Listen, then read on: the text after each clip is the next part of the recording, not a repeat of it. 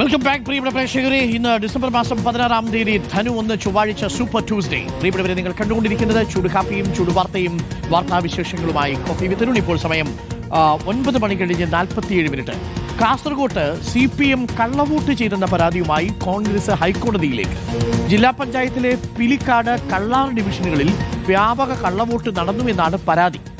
UDF ഏജന്റുമാരെ ബൂത്തിലിരിക്കാൻ അനുവദിച്ചില്ലെന്നും ആരോപണമുണ്ട്.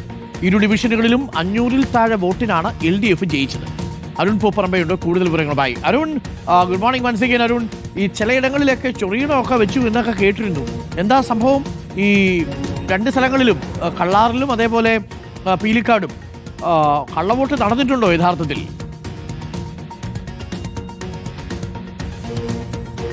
അരുൺകുമാർ, അതായത് നിലവിൽ ജില്ലാ പഞ്ചായത്തിൽ ആകെ 18 സീറ്റുകളിൽ 9 സീറ്റുകളിൽ LDF-ഉം 8 സീറ്റുകളിൽ UDF-ഉം 1 സീറ്റിൽ BJP എന്ന നിലയിലുമാണ്. അതായത് 1 സീറ്റിന് ലീഡിലാണ് നിലവിൽ LDF കാസർഗോഡ് ജില്ലാ പഞ്ചായത്തിന്റെ ഭരണം പിടിച്ചത്. അതിൽ തന്നെ ഇപ്പോൾ സൂചിപ്പിച്ചതുപോലെ കള്ളാർ പിലിക്കോട് ഡിവിഷനുകളിൽ 500-ൽ താഴെ വോട്ട് മാത്രമാണ് LDF സ്ഥാനാർത്ഥികളുടെ ഭൂരിപക്ഷം. അതിൽ ഒരു സ്ഥാനാർത്ഥിയുടെ 200 വോട്ട് മാത്രമേ കള്ളാർ ഡിവിഷനിൽ ഭൂരിപക്ഷം LDF-നുള്ളൂ.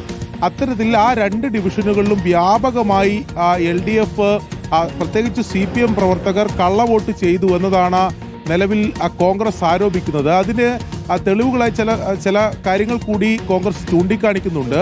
ഈ പിലിക്കോട് ഡിവിഷനിൽ അന്ന് വോട്ടെടുപ്പ് നടക്കുന്ന ഘട്ടത്തിൽ ഈ UDF ബൂത്ത് ഏജന്റുമാരെ വ്യാപകമായി ആക്രമിച്ചിരുന്നു. ആ ബൂത്തുകളിൽ ഇരിക്കാൻ പോലും അനുവദിക്കാതെ ബൂത്തിൽ കയറി അടിച്ചോടിക്കുന്ന സാഹചര്യം ഉണ്ടായിട്ടുണ്ട്. അതുപോലെ തന്നെ ഇപ്പോൾ അരുൺകുമാർ സൂചിപ്പിച്ച പോലെ ഈ നായ്ക്കുറണ പൊടിയൊക്കെ വിതറി ബൂത്തിൽ നിന്നും UDF ഏജന്റുമാരെ ഓടിച്ച ദൃശ്യങ്ങൾ ഉൾപ്പെടെ പുറത്തു വന്നിരുന്നു. അതിൽ പോലീസ് കേസ് രജിസ്റ്റർ ചെയ്യുകയും CPM പ്രവർത്തകരെയൊക്കെ അതിൽ അറസ്റ്റ് ചെയ്യുന്ന സാഹചര്യം പോലും ഉണ്ടായിട്ടുണ്ട്. അതുൾപ്പെടെ ചൂണ്ടിക്കാണി അതൊക്കെ ഇതിന്റെ തെളിവാണ്. ഈ കള്ളവോട്ട് ചെയ്തതിന്റെ തെളിവാണ്.